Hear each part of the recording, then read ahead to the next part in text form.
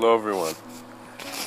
The title of today's episode is Remembrance of Non-Temporal Reality.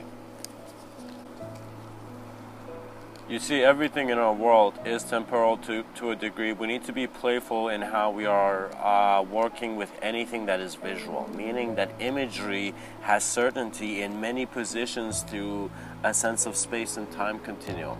However, there is an observance of the space and time, just like how you're looking at space and time, that is beyond the limitation of how the objective reality is defined, meaning that points of experiential and existential attention in the cosmos are undisturbed. The order flows by the chaos. And so you do not need to run into despair. Immediately just begin to care. Sometimes in life we are taken to positions where we do not see the best in ourselves. We don't even see hope when everybody else feels we see hope. But when that moment comes, there is always passage through. That means as reality shows itself, so have all dreams come true. Now, when it's suggested non-temporal reality, we must understand that what is temporary is a certain acknowledgement, and that there's many subtleties and dimensions and ways of looking at things, that it's as if we are the sight of all there can be, rather than just the sight of one thing.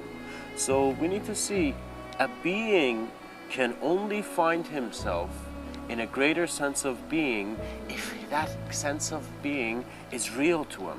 What is real to you? Ask yourself. If greatness came to talk to you, would you talk to it? If a moment in your life occurred right now where it was as if you knew everything could be prepared in an instant, would you trust the flight of eons into now?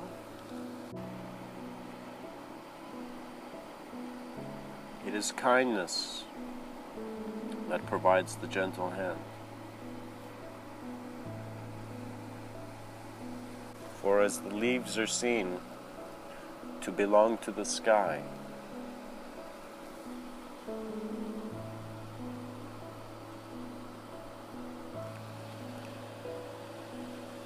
humanity was the intention of all that could be seen.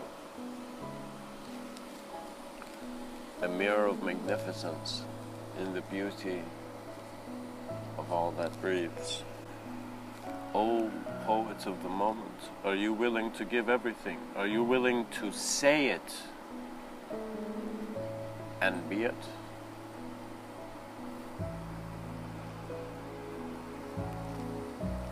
What I found out is that everybody has their own unique vision. Everybody is beginning from their position of how they have stepped in, how they have walked in this life.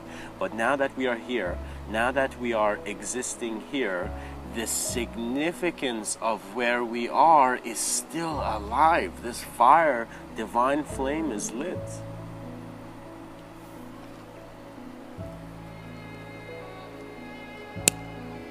For all that you know has come to be all that you know for more than just reasons.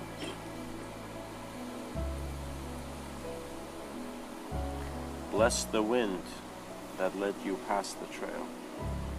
You're not here to walk just as other men have. You're here to walk in a new way. Meaning that when life intended for you to be born, meaning that when you naturally just came into this life and the doctor slapped you on the back and you just began to breathe,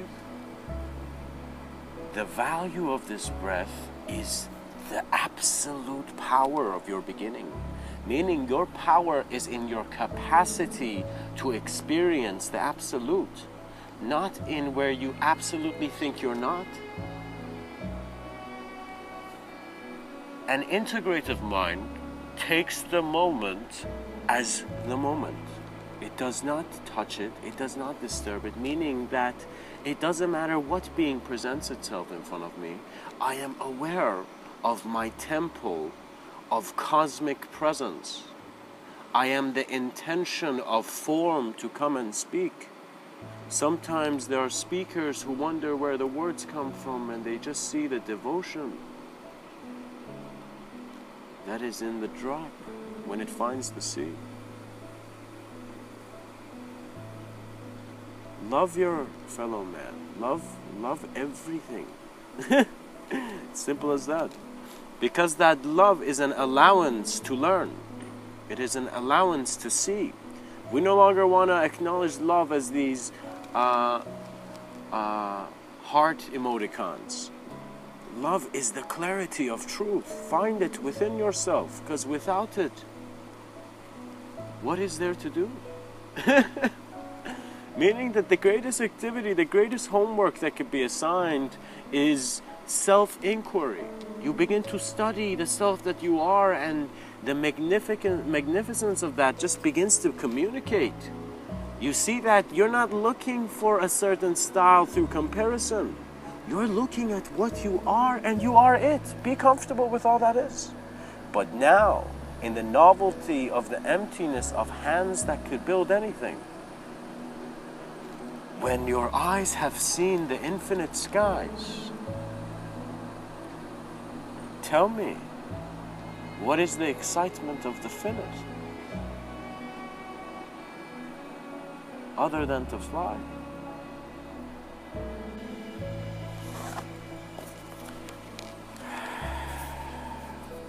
I would like to share a quote with you, and it's by Descartes, a French philosopher. And he says, if you would be a real seeker after the truth, it is necessary that at least once in your life you doubt, as far as possible, all things.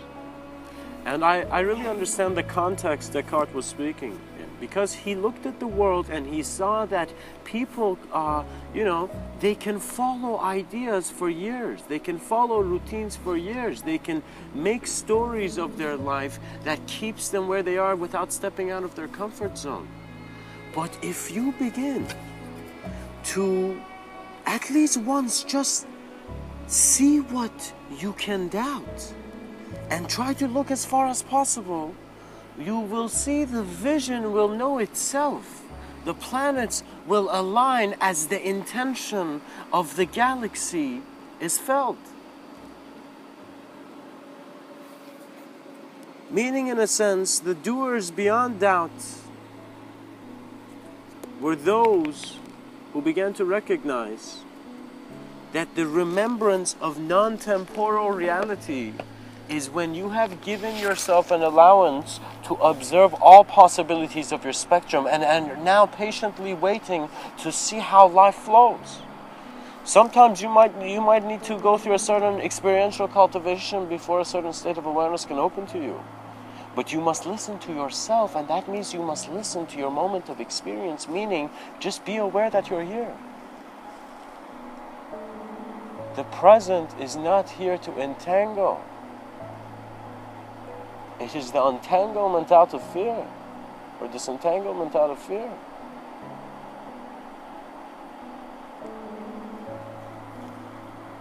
And humanity needs to give himself an allowance to, from an empty point where there's a complete existential allowance for all lines to go through this point, give itself a moment to see as the being it is what it wants to be.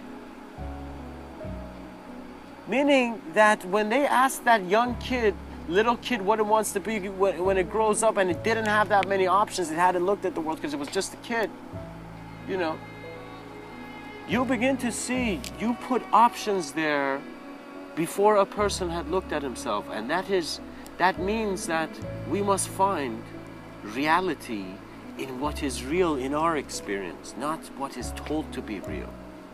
Do you know? What that means is someone could come and tell you that you could both be standing by your house. You and let's say someone else are standing by your house, and you know that's your house. Imagine someone comes and tells you, hey man, this is not your house. You will look around to that guy and you will say, Sure, man, but I know my house. You know, I'm sure that's my house, you know. And you would see that knowing, regardless of its ability to communicate, is stronger in its certainty of existential position. And when I looked at the types of human beings who had looked at their existential positioning, not a lot of people have.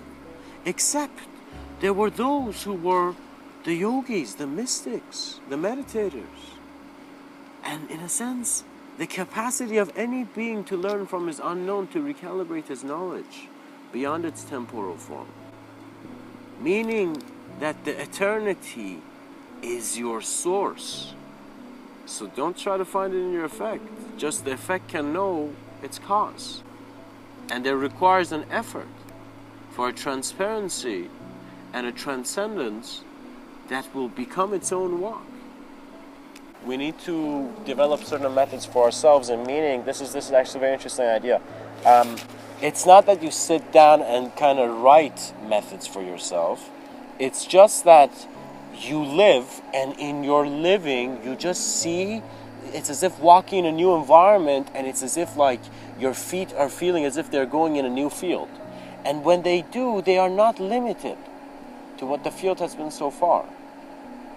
Meaning, as vision becomes clear, the vision of humanity shall become dear to the human being.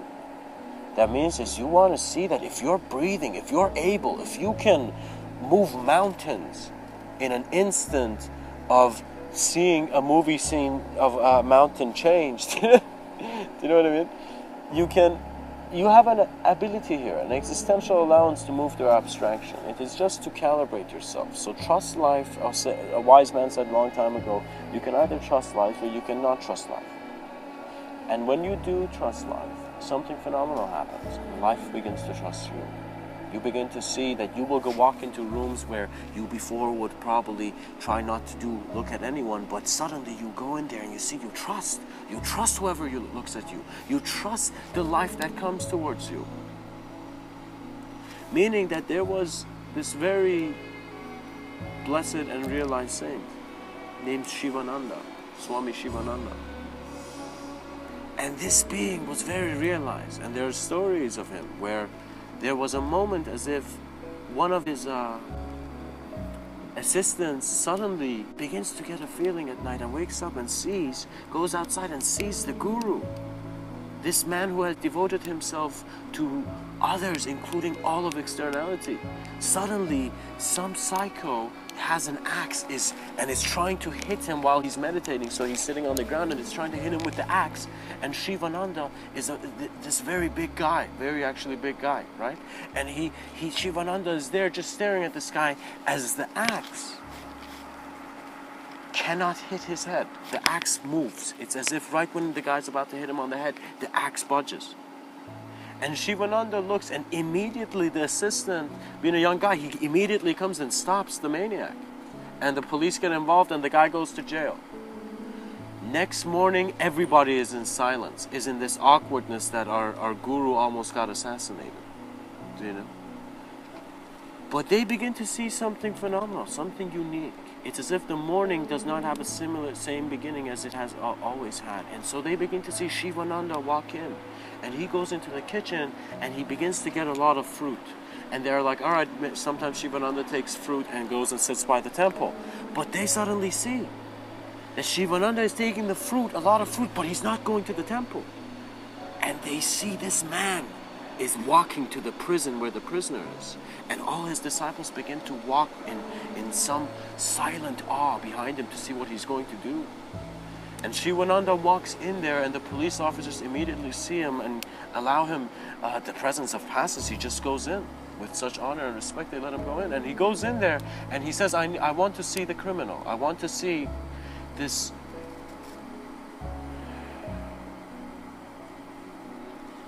person. And you begin to see Shivananda, which I think he's around 6 feet, very big, very big guy. He looks in the eyes of that criminal, that psychopath, just looks at him. And he begins to smile. He puts the fruit in front, and everybody, including to the prison guards, to the disciples, is watching him. And he puts the food in front of the person who tried to kill him last night with an axe. And he begins to completely bow down and put his head before this being. And he begins to express devotion. And it's as if his disciples begin to understand that this being never saw a criminal, even though that being came and was attacking him. He saw the divine. He saw it was the intelligence of the cosmos that had brought this being in that shape and form to him. This being was humble enough, being this big, both in compassion, humility, and realization, and he bowed down. He bowed down because he knew it was all the divinity of the moment of experience. And blessings to Swami Shivananda. I would like to share a quote from him as well.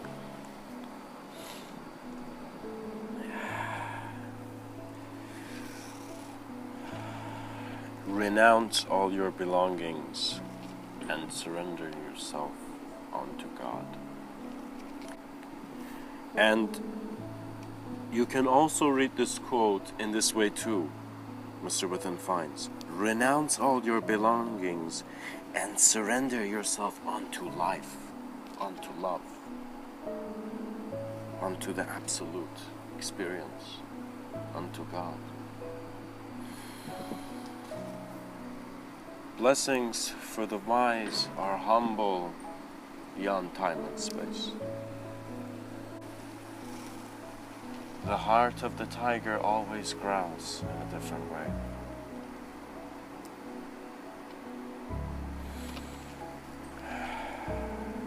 Much blessings and namaste.